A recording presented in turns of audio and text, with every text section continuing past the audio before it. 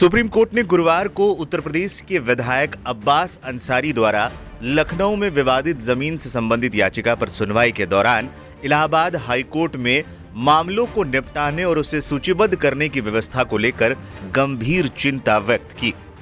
Supreme court ने यहां तक कह दिया कि हाई कोर्ट में कामकाजी स्थिति चिंताजनक है।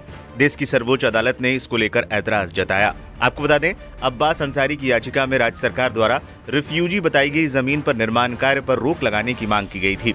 सुप्रीम कोर्ट द्वारा मामले पर अक्टूबर 2024 में तत्काल सुनवाई की हिदायत के बावजूद अभी तक एक बार भी इस मामले की हाईकोर्ट में सुनवाई नहीं की गई है। सुप्रीम कोर्ट की जिस पीठ ने इस मामले की सुनवाई की उनमें जस्टिस सूर्यकांत और जस्टिस एन कोटेश्वर सिंह शामिल थे। पीठ ने आदेश दिया कि विवादित जमीन पर फिलहाल जस की तस स्थिति रखी जाए। कोर्ट ने बताया कि 21 अक्टूबर को सुप्रीम कोर्ट की ओर से हाईकोर्ट को इस मामले की जल्द सुनवाई के लिए निर्देश देने के बाद से ये मामला 8 बार सूचीबद्ध हुआ, लेकिन कोई सुनवाई नहीं हुई। पीठ ने कहा, हम कुछ टिप्पणी नहीं करना चाहते, लेकिन फाइलिंग और लिस्टिंग की प्रक्रिया पूरी तरह से ध्वस्त हो चुकी है। कोई नहीं जानता कि कब मामला सुनवाई के लिए आएगा। जस्टिस सूर्यकांत ने यह भी उल्लेख किया कि उन्होंने हाल ही में इलाहाबाद हाईकोर्ट के न्यायाधीशों और रजिस्ट्रार से इन समस्याओं पर चर्चा की थी।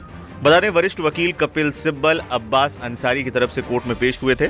उन्होंने अदालत में कहा, यह सबसे बड़ा हाईकोर्ट है जहां ऐसा हो रहा है। उन्होंने बताया कि 21 अक्टूबर के बाद से यह मामला 8 बार लिस्ट किया गया, लेकिन प्रभावी सुनवाई नहीं हुई। क्या है पूरा मामला?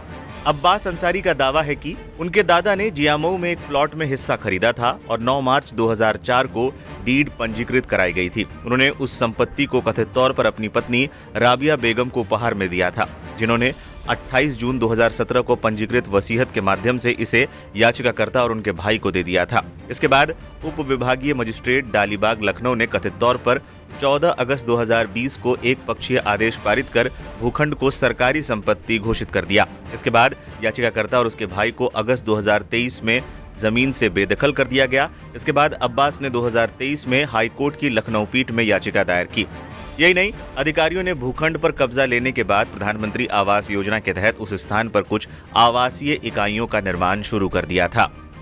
बता दें, सुनवाई के दौरान सुप्रीम कोर्ट ने कुख्यात गैंगस्टर रहे मुख्तार अंसारी के बेटे अब्बास अंसारी को बड़ी राहत दी। दरअसल सुप्रीम कोर्ट ने लखनऊ में अब्बास अंसारी की जमीन पर पीएम आवास योजना के तहत गरीबों के लिए मकान बनाने की यूपी सरकार की योजना पर यथास्थिति बनाए रखने का आदेश दिया है। अब्बास अंसारी की याचिका पर सुप्रीम कोर्ट ने यह आदेश दिया। साथ ही इलाहाबाद उच्च न्यायालय को निर्देश दिया है कि वो अब्बास अंसारी की याचिका पर जल्द सुनवाई करे।